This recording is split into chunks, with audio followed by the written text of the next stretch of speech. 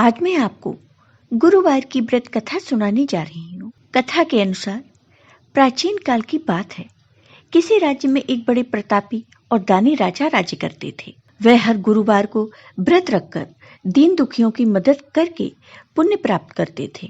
परंतु ये बात उनकी रानी को अच्छी नहीं लगती थी। वह ना तो व्रत करती थी और ना ही दान पुण्य में विश्वास रखती थी।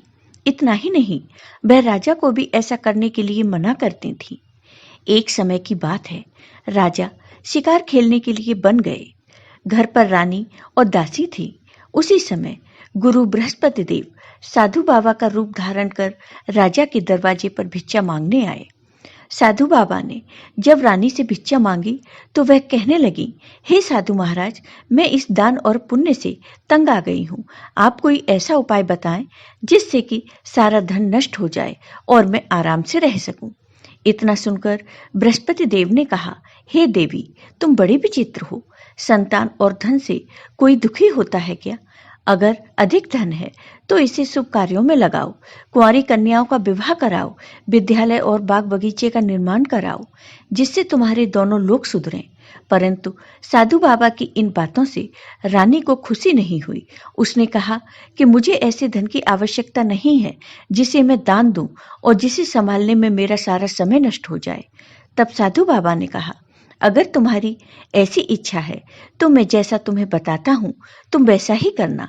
गुरुवार के दिन तुम घर को गोबर से लीपना, अपने बालों को पीली मिट्टी से धोना, राजा से हजामत बनाने को कहना, भोजन में मांस मदिरा का प्रयोग करना, कपड़े धोबी के यहाँ धुलने देना।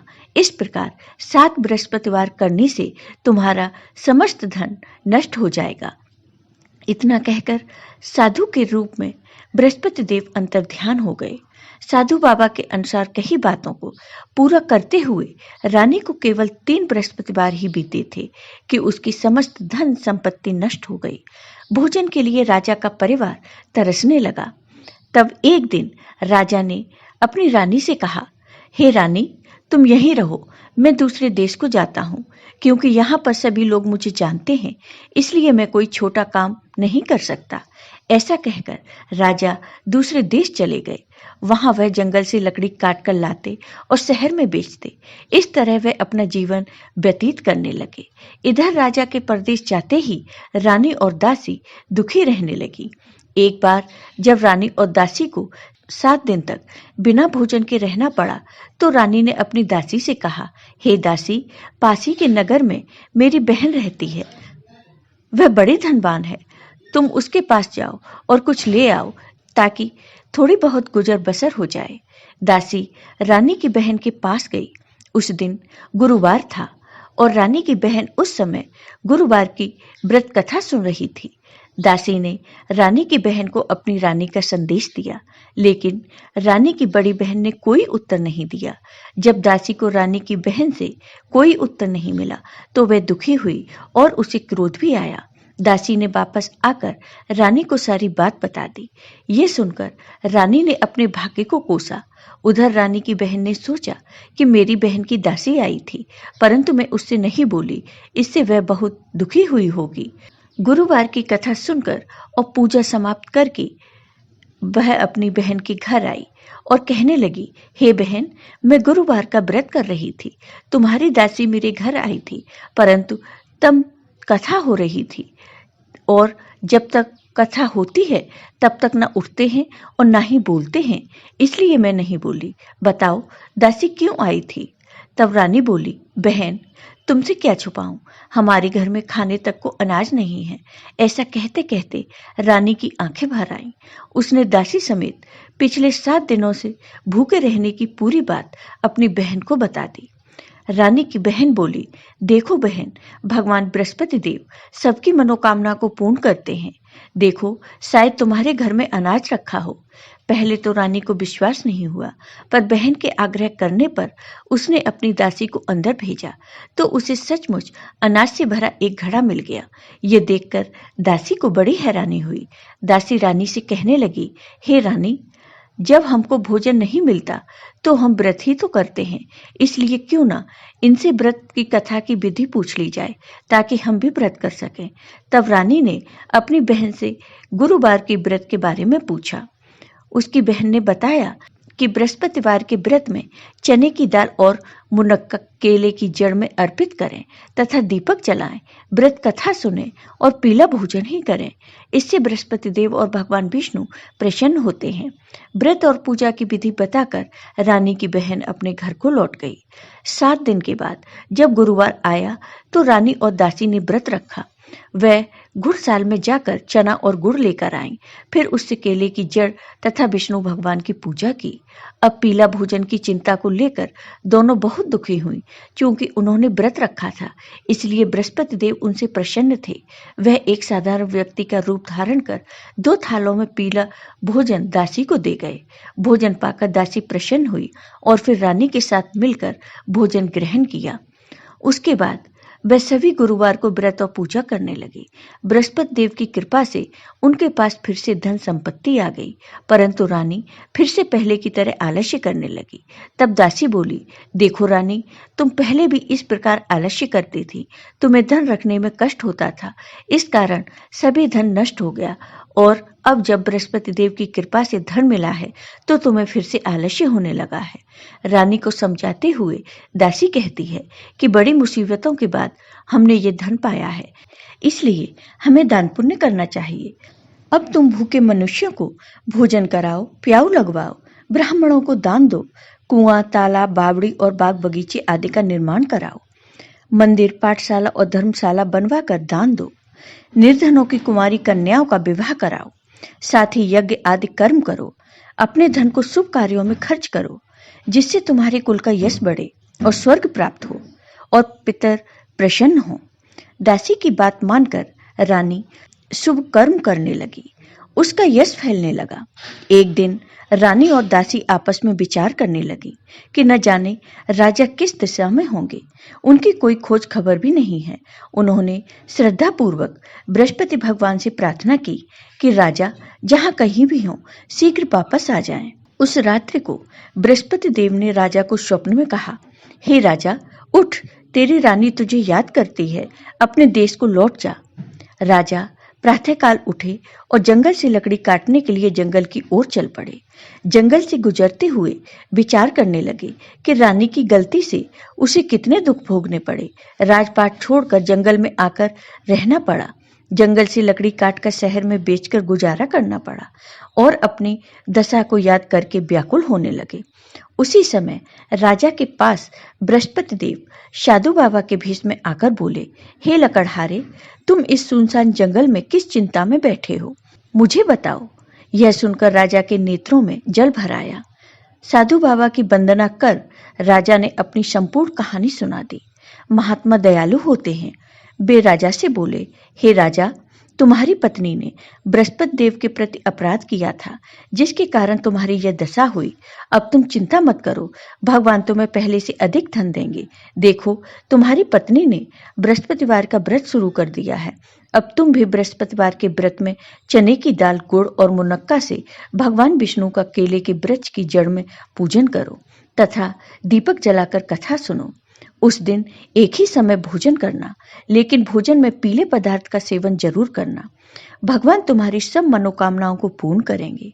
साधु बाबा की बात सुनकर राजा बोले, हे प्रभु, लकड़ी बेचकर तो इतना पैसा भी नहीं बचता जिससे भोजन के उपरांत कुछ बचा सकूं। मैंने रात्र में अपनी रानी को व्याकुल देखा है। मेरे पास कोई साधन नहीं जिससे उसका समाचार जान सकूं। फिर मैं कौन सी कहानी कहूं, यह भी मुझे नहीं मालूम। साधु बाबा ने कहा, हे राजा, मन में बृहस्पति भगवान के पूजन व्रत का निश्चय करो, वे स्वयं तुम्हारे लिए कोई राह बना देंगे। बृहस्पतिवार के दिन तुम रोजाना की तरह लकड़ियां लेकर शहर में जाना। तुम्हें रोज से 2 गुना धन मिलेगा, जिससे तुम भली भांति भोजन कर लोगे तथा बृहस्पति देव की पूजा का सामान भी आ जाएगा। राजा ने कहा, और इसकी कहानी क्या है? मुझे तो कहानी आती ही नहीं है। तब बृहस्पति देव ने राजा को बृहस्पतिवार की कहानी सुनाई। राजा को बृहस्पति देव की कथा सुनाकर साधु बाबा अंतर्ध्यान हो गए। धीरे धीरे समय व्यतीत होने लगा। बृहस्पतिवार के दिन राजा जंगल से लकड़ी काटकर शहर में बेचने गया। वहां उसे लकड़ियों के अच्छे दाम मिले। राजा ने बचे धन से चना, गुड़ व अन्य सामग्री लेकर बृहस्पति देव का व्रत व पूजन किया। उस दिन से उसके सारे कष्ट मिट गए, परंतु अगले गुरुवार को वह व्रत करना भूल गया। इस कारण बृहस्पति देव भगवान नाराज हो गए। उस दिन उस नगर के राजा ने एक भव्य यज्ञ तथा भोजन का आयोजन किया। समस्त नगर राजा के आदेश पर भोजन करने राजा के महल पर गए, क्योंकि राजा का आदेश था जो मनुष्य घर में चूल्हा जलाएगा उसे फांसी दे दी जाएगी। लकड़हारा कुछ देर से पहुंचा था, इसलिए राजा स्वयं उसे अपने साथ महल में ले गए और भोजन कराया। परंतु बृहस्पति देव के प्रकोप से रानी को अपना हार खूंटी पर नहीं दिखा। रानी को यह विश्वास हो गया कि उसका हार उस लकड़हारे ने ही चुराया है। लकड़हारे को बंदी बनाकर जेल में डाल दिया गया। जब लकड़हारा जेल खाने में गया तो दुखी मन से विचार करने लगा कि न जाने कौन से पूर्व जन्मों के पाप की सजा मुझे मिल रही है। ठीक उसी समय राजा को उस साधु महात्मा की बात याद आई जो उसे जंगल में मिले थे।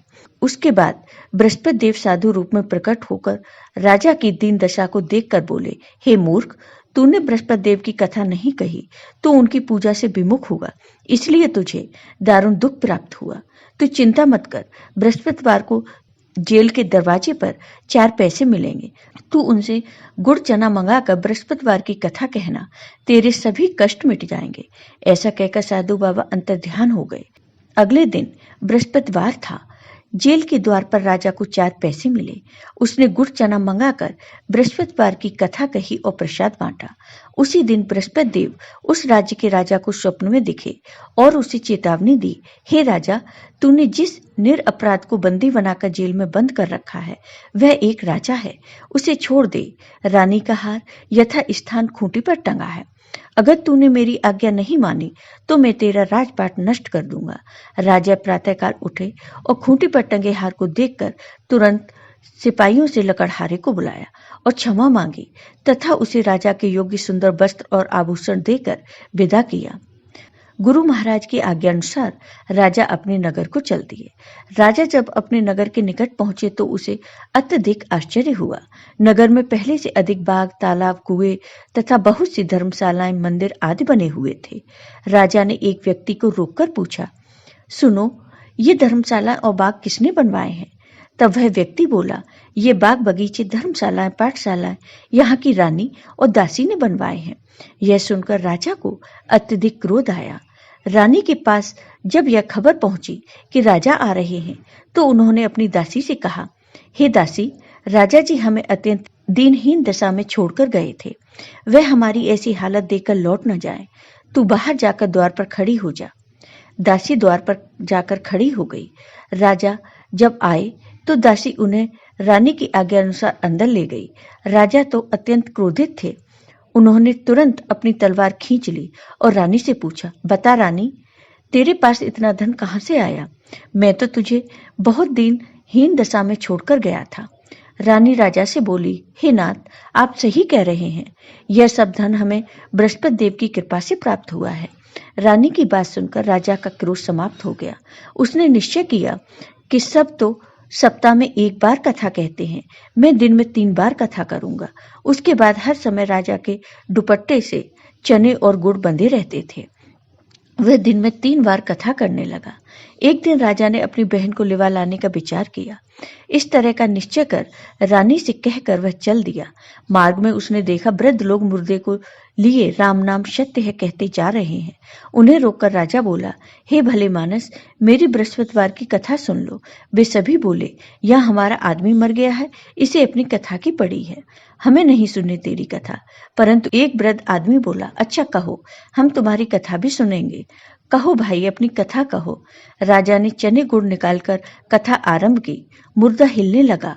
कथा समाप्त होने पर मुर्दा राम राम कर उठ बैठा। लोग आश्चर्यचकित हो कथा के चमत्कार के प्रति नतमस्तक हो गए। राजा अपने घोड़े पर सवार होकर आगे बढ़ा। आगे उसे एक खेत पर किसान मिला। राजा किसान से बोला, भैया जरा ठहरो, तुम मुझसे भगवान बृहस्पति देव की कथा सुन लो। किसान राजा से बोला, आगे जाओ भैया, जितनी देर में मैं तुम्हारी कथा सुनूंगा उतनी देर में मैं 4 बार खेत जोत लूंगा। नहीं भाई, मुझे नहीं सुननी तुम्हारी कथा। किसान के ऐसा कहते ही उसके बैल पछाड़ खाकर गिर पड़े। खुद किसान भयंकर पेट दर्द से तड़पने लगा। तभी किसान की पत्नी खेत पर रोटी लेकर पहुंची। चिंतित होकर उसने अपने पुत्र से पूछा, हे पुत्र, क्या हुआ तेरे पिताजी को? ये अभी तो अच्छे भले थे। तब लड़के ने अपनी माँ को सारी बात बताई। वह दौड़कर राजा के पास गई और बोली, हे राजन, रुको, मैं सुनूंगी तुम्हारी कथा, परंतु कथा मेरे खेत पर चलकर कहनी होगी। राजा खेत पर पहुंचे और उन्होंने चने और गुड़ हाथ में लेकर कथा कही, प्रसाद बांटा। किसान के बैल पुनः जीवित हो गए और किसान भी स्वस्थ हो गया। राजा सीधा अपनी बहन के घर पहुंचा। बहन ने अपने राजा भैया की बहुत आवभगत की। राजा की अभी एक समय की कथा बाकी थी। वह अपनी बहन से बोला, बहन, मुझे कथा कहनी है। तुम कोई ऐसा मनुष्य ले आओ जिसने कुछ खाया ना हो, उसे ही मैं कथा सुना सकता हूँ। अपने भाई की बात सुन राजा की बहन बोली, भैया, हमारे नगर में तो सभी सबसे पहले भोजन करते हैं, इसके बाद ही कुछ कार्य करते हैं। ऐसे में कोई भूखा तो मिलना कठिन है, फिर भी मैं देखती हूँ। ऐसा कहकर राजा की बहन किसी भूखे व्यक्ति की राह में निकल पड़ी। सारा नगर छान मारा, परंतु ऐसा कोई नहीं मिला जो बिना खाए हो। अंत में वह एक गरीब किसान के घर पहुंची। वहां पर उस किसान का पुत्र अत्यंत बीमार था, इसलिए 3 दिन से किसान ने कुछ नहीं खाया था। उसने तुरंत अपने भाई को वहीं बुला लिया और कथा कहने को कहा। किसान ने राजा की कथा सुनी तो उसका बीमार लड़का सही हो गया। राजा की प्रशंसा पूरे नगर में होने लगी। राजा अपनी बहन से बोला, हे बहन, मैं अपने घर जाऊंगा, तुम भी मेरे साथ चलो। राजा की बहन अपनी सास से पूछने लगी, माताजी, मेरे भैया मुझे अपने साथ ले जाना चाहते हैं। राजा की बहन की सास ने कहा, तू तो चली जा, परंतु बच्चों को मत ले जाना, तेरी भाभी बांझ है। राजा की बहन ने सारी बात अपने भैया से कह दी। अपनी बहन की बात सुनकर राजा बोला, जब बच्चे ही नहीं जाएंगे तो तुम क्या करोगे? तुम भी यहीं रहो। राजा दुखी मन से वापस लौट आए। घर आकर उन्होंने सारी बात अपनी पत्नी को बताई। वह अत्यंत दुखी हुई। रानी बोली, हे बृहस्पति देव, आपकी अनुकंपा से हम सर्व सुखी हैं।